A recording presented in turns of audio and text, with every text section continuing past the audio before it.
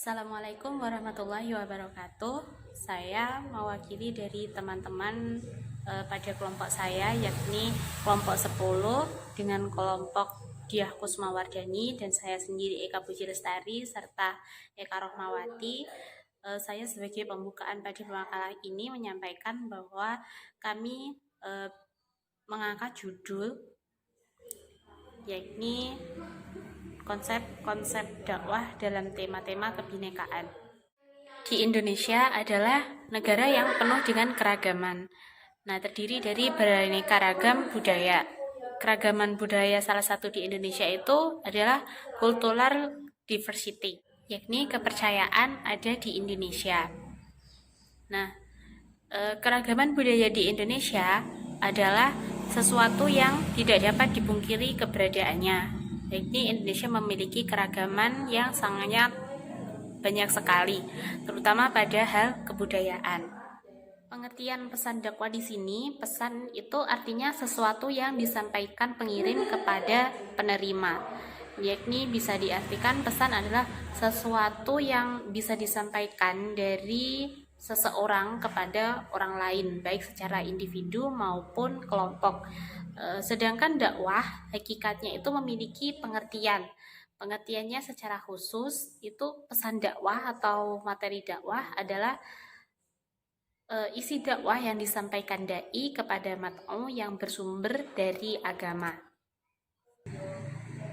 Dakwah sendiri berorientasi kepada kepentingan mat'u, bukan karena kepentingan dai sendiri.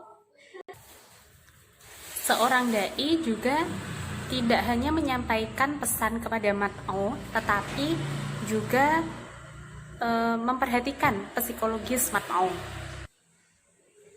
Nah, adapun poin selanjutnya akan disampaikan rekan saya Diah Kusumawardani. Ya, selanjutnya kita akan menjelaskan mengenai objek dakwah. Dakwah adalah biasanya itu disampaikan dengan cara bilhal dan juga bil lisan.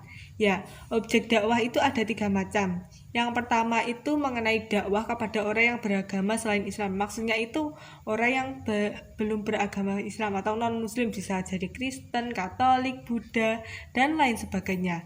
Tujuannya dakwah itu agar orang non-muslim masuk dalam Islam atau mengajak dalam masuk Islam.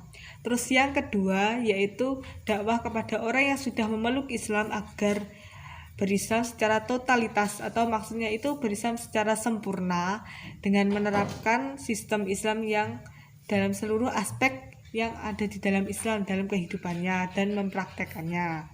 Terus yang ketiga itu dakwah yang diarahkan untuk meningkatkan ketakwaan kepada Allah Subhanahu wa taala agar manusia itu lebih bertakwa kepada Allah, lebih berserah diri dan lain sebagainya. Ya, selanjutnya itu mengenai kebinekaan. Kebinekaan itu adalah hal yang sudah tidak asing kan bagi kita. Ya, kebinekaan biasanya itu kan kita tahu kan Bhinneka Tunggal Ika. Ya, Bhinneka Tunggal Ika itu pertama telah dituliskan di kitab Sutasoma, karyanya dari Empu Tantular, yang artinya berbeda-beda tetapi tetap satu jua.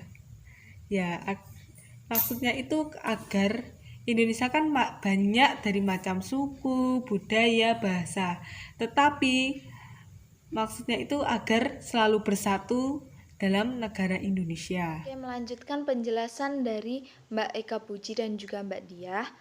Poin yang terakhir adalah mengenai konsep pesan dakwah dalam kebinekaan. Nah, seperti yang kita ketahui bahwasanya bangsa Indonesia adalah negara pluralisme di mana masyarakatnya itu terdiri dari berbagai macam latar belakang, ras, suku dan juga agamanya, maka kita sangat dianjurkan untuk bersikap toleransi.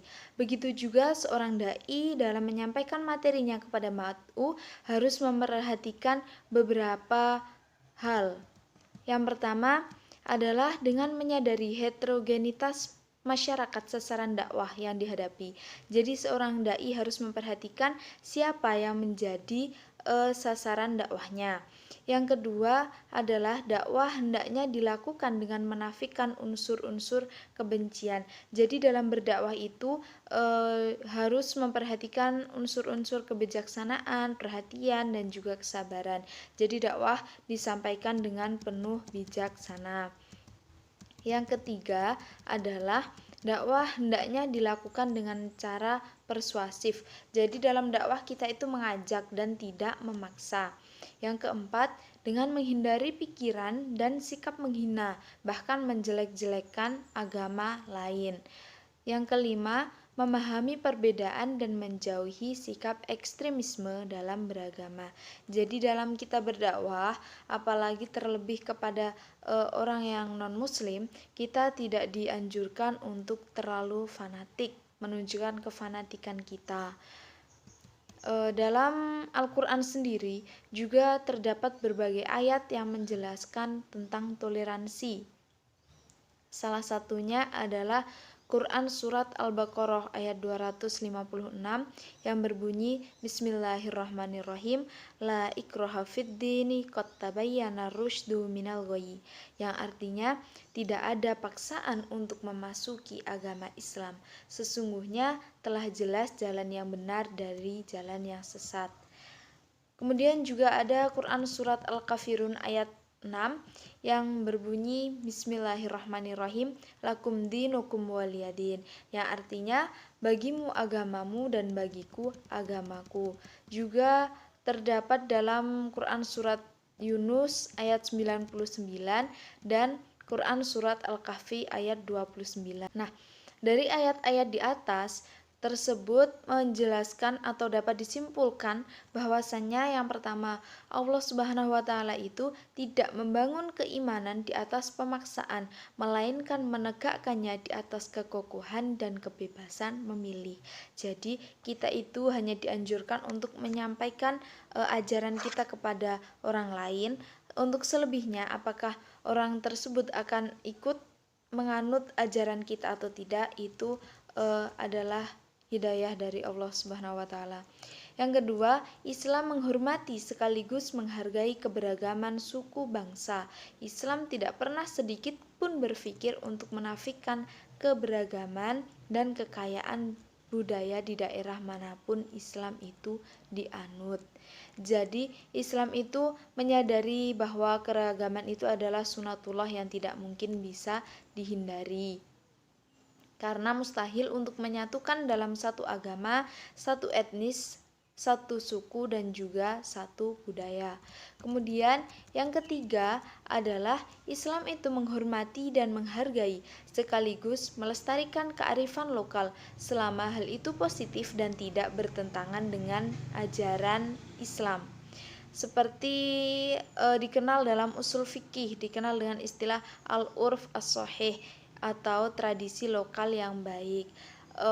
Misalnya saja di Indonesia, ketika Islam memasuki tanah Jawa, itu juga dilakukan oleh para wali. Dengan adanya kearifan lokal tersebut justru memudahkan pembumian ajaran Islam. Dengan mengkolaborasikan kearifan lokal atau budaya asli daerah tersebut dengan agama Islam, justru akan memudahkan agama Islam tersebut berkembang di suatu wilayah. Nah, tadi penjelasan kami dari kelompok 10 mengenai konsep dakwah dalam tema-tema kebinekaan. Ada kurangnya dari kami mohon maaf yang sebesar-besarnya, dan semoga apa yang kita pelajari pada siang hari ini bermanfaat bagi kita semua. Dan silakan bagi teman-teman kalau ada yang belum jelas bisa langsung didiskusikan. Demikian, wallahul muwaffiq ila aqwamit thoriq. Wassalamualaikum warahmatullahi wabarakatuh.